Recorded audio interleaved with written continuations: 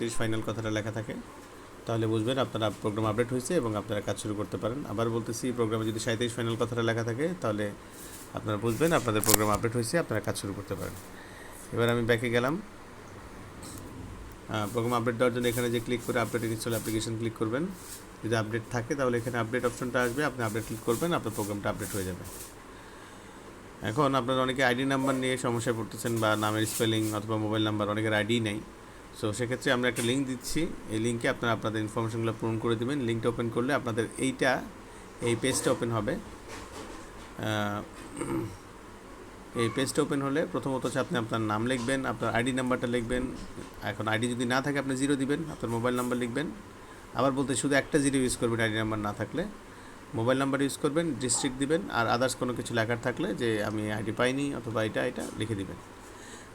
আর যদি আপনার ID number থাকে কোনো স্পেলিংয়ের প্রবলেম হয় বা মোবাইল নাম্বার চেঞ্জের প্রয়োজন হয়, সেখানে নেম লিখবেন, আইডি নাম্বার লিখবেন, মোবাইল নাম্বার লিখবেন, ডিস্ট্রিক্ট লিখবেন। তাহলে আমরা এটাকে আপডেট ধরে নিব, এরপরে এটা জমা দেব। আর এক্ষেত্রে আপনাদের এখানে আপনারা যখন এন্ট্রি করতে যাবেন, সেখানে আপনাদের এখানে যদি আপনারা ক্লিক করেন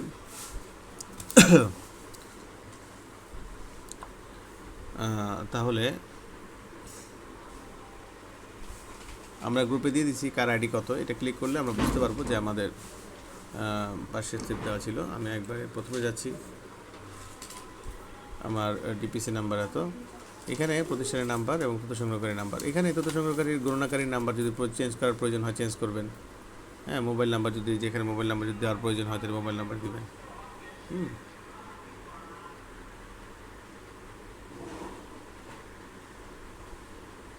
হ্যাঁ, এটা এরপরে আপনারা চেক করে নেবেন ঠিক আছে কিনা। বাট আপনার হচ্ছে যে করার প্রয়োজন নেই। আপনার যে আপনার আইডি এবং মোবাইল নাম্বার যে একদম স্পেসিফিক চেঞ্জ করার কারণে ফর্মটা পূরণ করতে হবে, ব্যাপারটা সেরকম না। যদি আপনার আইডি না থাকে, যে এই আইডি ফর্মের মধ্যে নাই, সেক্ষেত্রে ফর্মটা পূরণ করে দিলে আমরা এটা ইনকর্পোরেট করে দেবো। আর এটা এমনও যদি হয় যে আপনার আইডি নাই, আমরা আইডি নাম্বার বলে দিলেও আপনি এখানে আপনার আইডি নাম্বার লিখবেন। ধরলাম আপনার 555 নামের কোনো আইডি নাই, ক্লিক করব, তখন সেখানে আমি বলছি 555 নামের কোনো আইডি নেই, আমি 555 ইউজ করবো। 555 যেখানে তথ্য সংগ্রহকারীর কোড নাম্বার 555 ক্লিক করলে আমার এখানে গণনাকারীর নাম এটা আগেরটা আসছে, এটা আপনি আপনার নাম লিখে দিবেন এবং আপনি আপনার হচ্ছে যে মোবাইল নাম্বার লিখে দিবেন। এটা আমি ফ্রিও রাখছি প্লাস এডিটিং মোডেও রাখছি। আপনারা যেটার প্রয়োজন হবে আপনারা সেটাই করতে পারবেন, কোনো অসুবিধা নেই। আচ্ছা, আপনি যেটা দিবেন এখানে সেটাই আসবে। আমার মনে হয় এরপরে যদি আপনাদের কোনো প্রবলেম থাকে, আরেকটা বিষয় প্রবলেম হচ্ছে, সেটা হচ্ছে যে আপনাদের ইয়েগুলা আপনারা যে প্রতিষ্ঠানগুলোতে পাচ্ছেন না বা ইত্যাদি সমস্যা হচ্ছে, সেটার জন্য আমি একটা লিঙ্ক দিব। সেটার লিঙ্কে আপনারা ক্লিক করবেন। লিঙ্কে সেটা লিঙ্কও দিচ্ছি। সেটা ভিডিও দিয়ে দিচ্ছি এখনই।